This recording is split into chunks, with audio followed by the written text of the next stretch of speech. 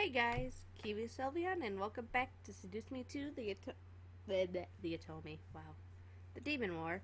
In the last episode, Sam and the boys are here, and apparently so are the boys' wives. Well, besides Sam's, because we're going to be his wife. Back off, Carrie, he's mine! And I found out that my thing didn't completely record everything, because I have a certain limit I can reach with my new software, so I'm trying to get the ins and outs just right with it, so yeah, whatever. But yeah, let's go. Sam and I were guided through hallways until we finally reached our own room, which happened to be the ambassador room I slept in before. It was good to know that I was going to a place I recognized. I sat on the bed and let out a sigh, feeling the worry of the entire situation sink and fade out of my mind. I wasn't alone, at least, anymore, and Sam was willing to fight for me and return home. It was unexpected, but it was still amazing to have Sam here. Sam looked around the room, taking in the space. Fancy room? Yeah, apparently it's an open ambassador's room. They let me sleep here when I came. That was how long ago? Like, a day? Sam laughed and stuffed his hands into a pocket.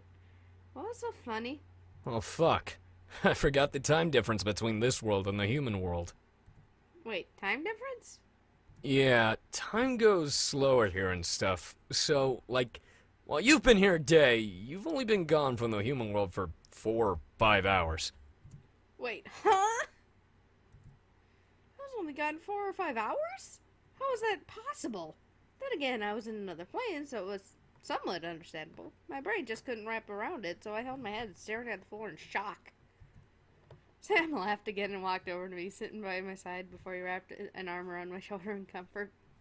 At least we found you. If it weren't for Damien and Twyla, it would have taken us longer.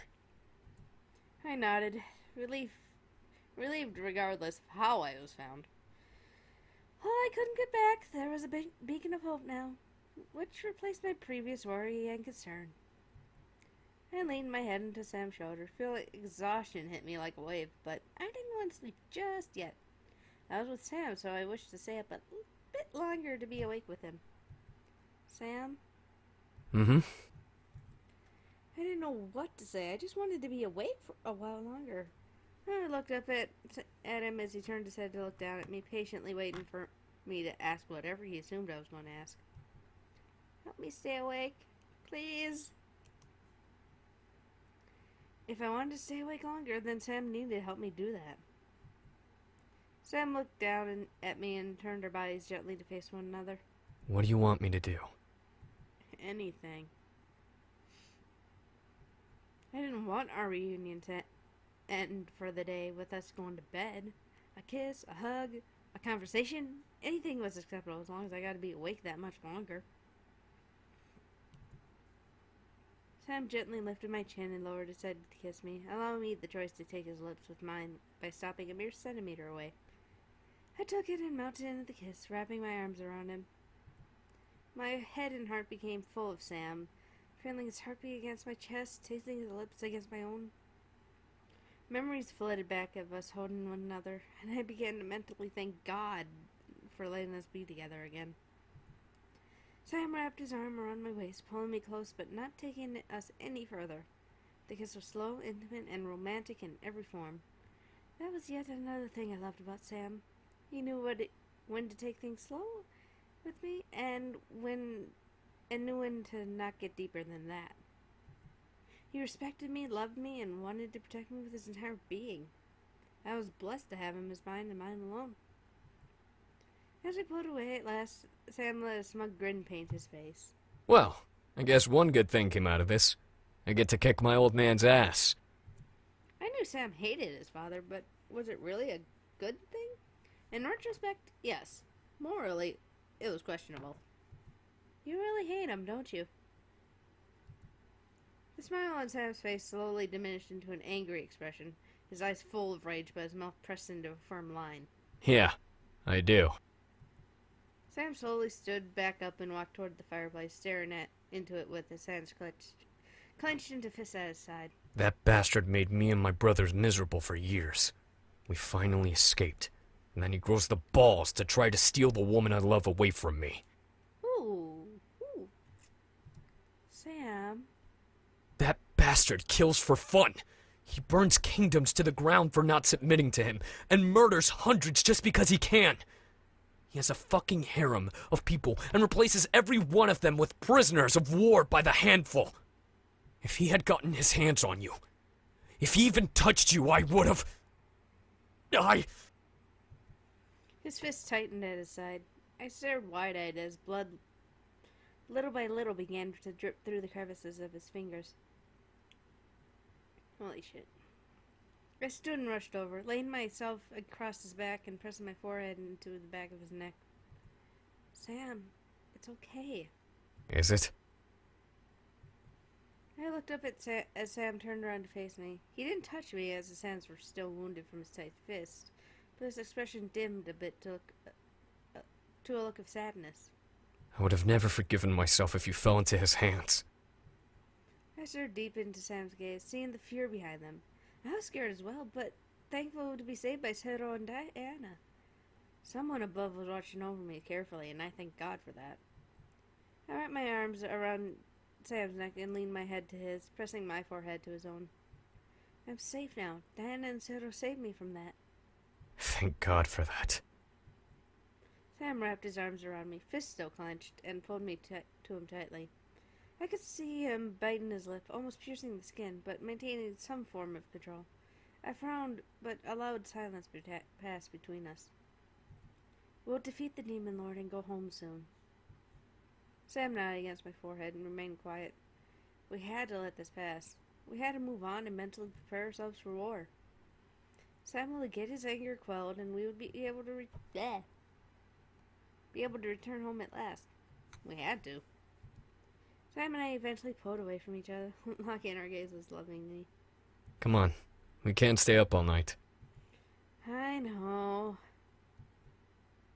Sam lifted his hand, which was now free of wounds and blood, and guided me to the bed, crawling in after I settled in between the sheets. Sam and I embraced lovingly and let the darkness of the night take over, bringing us to a quiet slumber. The Turk of Night was usually a friend of mine, only showing me nightmares on the rarest of occasions. The nightmare of my dying sent shivers down my body as I recalled it, but I knew that it was only a dream. Would I have one like that again? I hope not. Would I have a choice in the matter if another came? That was another story. I opened my eyes to find myself in the mouth of a cave that descended beneath the earth. Behind and above me was a bright light where I could see my friends and family. However, as I looked down into the darkness, I caught sight of Sam walking further into the cave. Sam? He didn't answer. Sam continued forward, losing himself in the dark. I instantly began to follow, forgetting about the light for a moment before stopping and looking back. My family had a look of despair while my friends held each other, watching me with helpless faces. Was this some sort of message? Was I following Sam into a place my friends and family could not be in? Was this my future? I was torn. What was I going to do? You are not worthy. All of a sudden, darkness became full of fire, and the bare outline of Sam flashed before burning away in the light of the flame. He couldn't even let out a scream of pain as he instantly burnt to ash. Sam! Run! Run! Sam's voice echoed through the air, but I was frozen in place, watching the flames rush at me to take me as well. If I ran back, my heart would be scarred forever with the memory of the flames taking my love away. If I stayed, I would die with Sam. I stood in the middle, unsure of what to do. As the flames took me, I woke up in a hot sweat.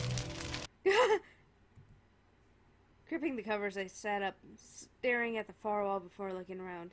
My heart was beating wildly as sweat ran down my cheeks and the side of my head. Another nightmare. This time, however, Sam woke up with me. Whoa! Hey, what's wrong? I looked at Sam, seeing him not burnt or ashes, but perfectly okay.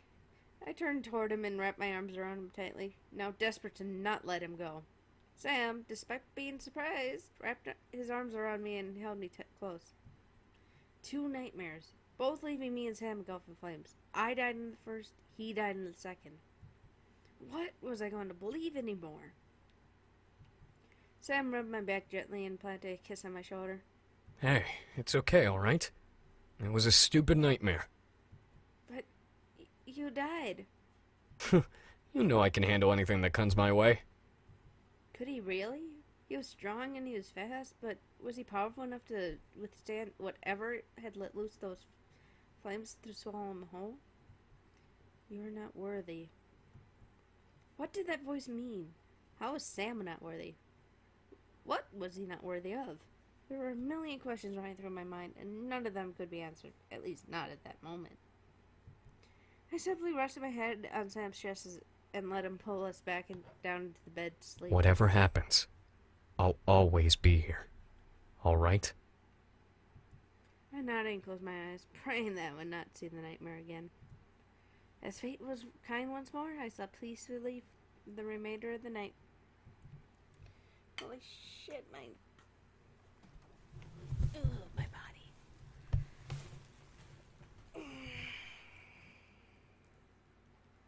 I slowly woke from my sleep, feeling the ache of the morning consume and rush through my body relentlessly in an attempt to keep me contained in bed. I didn't mind. I was pressed against a warm chest, one whose arms I adored to be in. That nightmare plagued my thoughts, but my heart fluttered in reality, knowing that what I was feeling in the physical world was what I was supposed to care about. I looked up at Sam's sleeping face, giggling at the slight sight of his messy bed hair. Sam slowly woke up from the sound of my laughter, blinking the sleep away to stare at me. Morning. Morning. I smiled and kissed Sam on the lips to help rouse him, only to end up being pulled into a tight and loving embrace with my head buried on his shoulder. Did you sleep okay?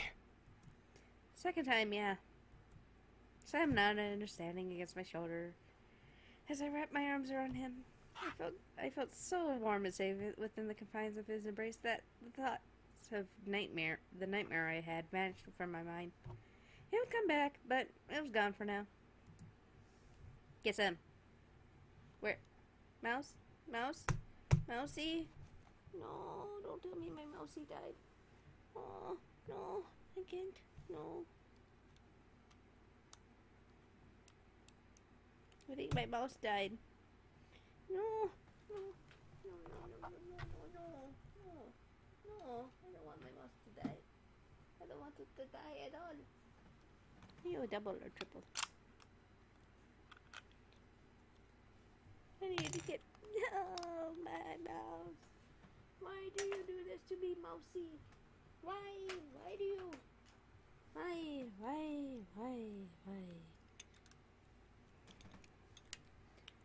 My mouse will pay for dying on me. Yep, my mouse died. I'm gonna kiss him again. I pulled back a bit and kissed Sam once again, smiling happily and running my fingers along his back. Sam gently squeezed me and kissed me back, melting into the embrace between us. Morning kisses with Sam felt wonderful, and I didn't want to get up or pull away. I simply desired to relish in the feelings I had for Sam and let him completely take over my thoughts. Hey. Yeah? Since we're in the demon world, do you think that... maybe... I opened my eyes to look over his shoulder, trying to understand what he was insinuating. When it finally came to me, I held my breath in realization. The demon marriage? You don't have to decide right now, but... before we go back... maybe think about it? I wasn't sure what to say. My mind danced across the idea of binding my soul to Sam, but at what cost? I'll think about it. Sam nodded, understanding, kissing my shoulder. I knew it was something Sam really wanted, but it was something I was willing to go through. Sam gently loosened his embrace and pulled away to look at me with a tired smile. I don't want to get up yet. I laughed, knowing this was how Sam operated in the morning. He was definitely not a morning person, so seeing him curl up to me and ask permission to stay in bed was still an endearing sight that reminded me how much I loved him. My heart warmed as I smiled and kissed his forehead.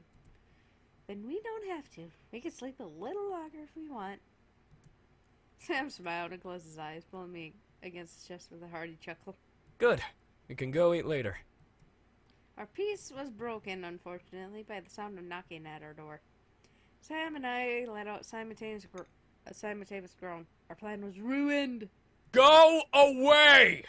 Sam, we brought breakfast. We'll eat later! Are you seriously going to argue with me? Come on, it's like 9 a.m. Now I was getting upset. I wanted to stay in bed, feel Sam's arms around me for a little while longer. Was that so much to ask? Screw breakfast. We have 3 more hours until noon. Oh my god, just get up already! We're burning daylight here! Sam. You can punch Matthew if you want. Sam and I whined, now irritated that our plans to sleep in became ultimately impossible. However, we both understood that today was a new day and we had to start preparing to take on the Demon Lord.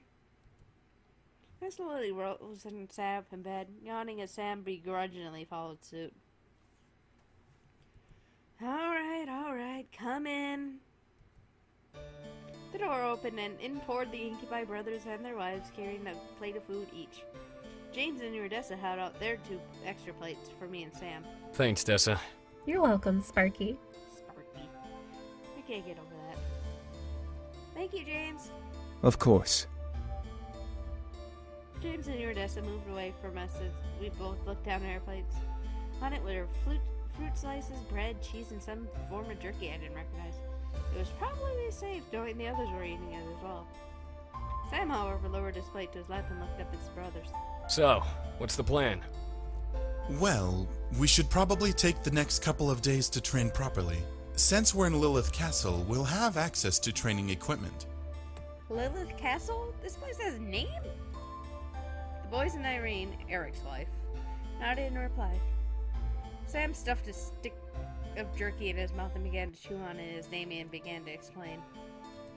The first succubus, Lilith, was exiled here after being cast out of Eden by the heavens.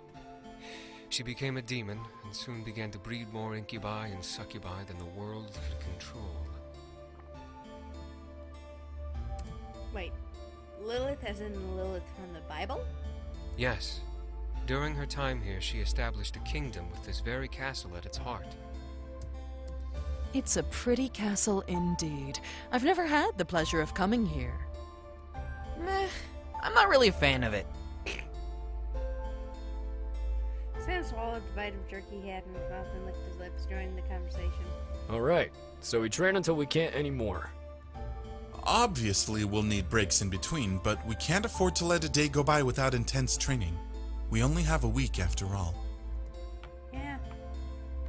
Worry began to bubble back into my mind. Everyone was willing to step up and start training, but Eric was right. We only had a week to prepare for the Demon Lord. Would we be strong enough in time? You fear too soon, child. Huh? I straightened up my back and looked around, hearing the voice from my dream echo through the air. Everyone else looked at me curiously, wondering why I spoke up. Wait, what? Did you say something?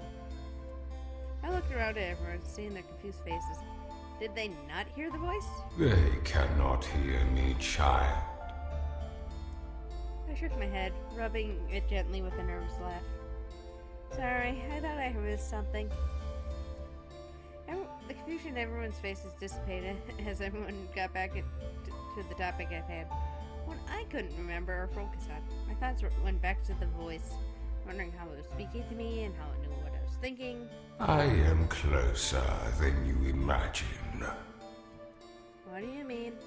Be patient, child. The time for answers will come soon enough. I grew more and more concerned and confused. What was the spirit talking about? I am no mere spirit. Then what are you? That I cannot tell you yet. When the time comes, you will know. This was mildly scary. A voice in my head was speaking to me, and I could only speak back in my thoughts without anyone knowing what was going on. I looked around to see everyone still speaking to each other, but I couldn't focus on what they were saying. All I could focus on was the voice in my head. Answers will come when the time is right. For now, I will bid you farewell. Wait! Whoa, wait, what? I didn't realize I spoke aloud until everyone looked at me again. I looked at Damien, wondering if he heard everything going on in my head, but he seemed just as confused, if not more so, than the others. You alright? Tell him. I sighed. I had to know what was going on. Well, I just heard this voice in my head. Huh? A voice in your head? But I didn't hear any other voice but yours. Did it sound like anyone you know? I shook my head, remembering the sound of it. It was deep and echoey, masking any relatable trace from it. For all I knew, it was some sort of illusionary creation of my own mind. Then again, if I created it, then Damien would have been able to hear it. I sighed and rubbed my head. It was some sort of deep voice telling me to be patient and not to be afraid, and it wouldn't tell me its name. I became worried about everyone thinking I was crazy. I knew I wasn't, but I definitely sound like someone who wasn't mentally there. Sam, however, wrapped an arm around me and hung me to his side. Well, whoever that voice is, it's right. There's nothing to be afraid of. I wouldn't be too sure about that just yet. Everyone in the room turned their heads to see Diana and Sero standing at the door. Diana stepped further into the room as Sero stood at attention, watching her. You five have been gone during the 10 years of this war. You do not seriously believe that you will be ready for this in a mere week, do you? Diana seemed firm and serious. I could understand why, but a part of me felt a bit angry that she shut down our pep talk. Sam glared at Diana. And if we do? Then it is a foolish mistake. How so? 10 years of absence can be unkind to one's abilities. To be fair, it has only been 2 years for us. Regardless, when was the last time any of you actually fought in battle? Silence consumed the room. She was right. However, we weren't willing to give up that easily. I stood and placed my plate on the bed behind me. Why does it matter? We're going to defeat the Demon Lord either way. We will. But there is no reason to try and breed ideas of false hope that it will be easy. Too many lives have been lost in this war, with the hope that they'll all survive. It's better to be realistic. The tone of her voice echoed a heavy warning. No doubt she had seen hundreds or thousands of deaths in war firsthand. But now was not the time to doubt ourselves. Sam stood up as well, standing at my side in defiance. Fuck that! If you're right, then hope's the only thing we got. Sero stepped up to Diana's side, giving Sam a blank stare in return for his mistress. Hope can only take you so far. Do you truly believe it will help you defeat the Demon Lord? I felt I combined hand. I don't know what I was doing. I felt Sam take my hand and nod, affirming his words. I smiled and squeezed his hand, agreeing. Sero and Diana stared at us, with Diana crossing her arms. Something was on Diana's mind, and as she stared at Sam just from looking in her eyes. What was it? Can you say that with confidence? I can. Want me to? Not to derail the topic, but this is a waste of time. We should be preparing for war, not bickering about if we can or not. A moment of silence passed through the room as Diana stared at Sam sternly. However, she was distracted, distant from the conversation, as if she were... Well, I'm not going to argue... As if she was stalling time to have her thoughts wander. What was keeping her real attention? Well, I'm not going to argue about this. Believe what you wish. Oh God, they did Rion. Sam and I waited and watched as Diana lowered her arms to her side with a sigh. However, we do have something to discuss. Yeah, go ahead. Diana ran a hand through her hair and looked around the room, pressing her lips into a fine line. So, about all of you participating in the war, you all obviously need to train. Everyone nodded in agreement with Diana's statement. Well, we weren't battle ready. We still need to know at least how to defend ourselves. Diana, however, looked to me. You, most of all. Huh? Me? I was so confused. How come I was the odd one out that had to be ready the most? The last thing I remembered about me training was that Diana was against the idea altogether. Diana sighed and rubbed her temple. Apparently, there are guidelines to breaking this curse. Not only do we have to kill the Demon Lord, but you have to be nearby when it happens for the curse to even break.